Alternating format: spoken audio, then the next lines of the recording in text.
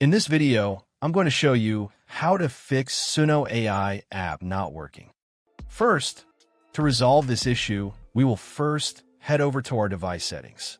From here, scroll down and tap on General. Once you're in the General Settings tab, look for iPhone Storage option and tap on it. Over here, you can either search for the app or you can scroll down and look for it. Then tap on the app. On the next screen, you need to tap on the Offload app option. A confirmation pop-up will come up. Now tap on the Offload app option here. It'll take a bit for processing, and then a reinstall button will show up. Simply tap on it to reinstall the app. This should resolve the issue, but if it doesn't, then you need to check if the app is running an older version. Head over to App Store. From here, double tap on this search icon in the bottom right corner, and then search for the app. Once the app comes up in the search result, and if you see this update button right next to the app, simply tap on it to make sure you're running the latest version of the app.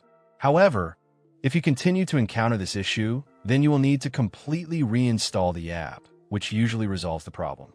Head over to this screen the way we did before, and over here, tap on the Delete App option here to uninstall the app from your device. A confirmation pop-up will come up. Now tap on the Delete option here. Once uninstalled, open up App Store and search for the app in the search bar. After the app comes up in the search result, simply click on this cloud icon to install it back onto your device. Hopefully, this resolves the issue. If it does, consider sending a super thanks to support our channel. And also don't forget to hit the subscribe button. We'll see you in the next video.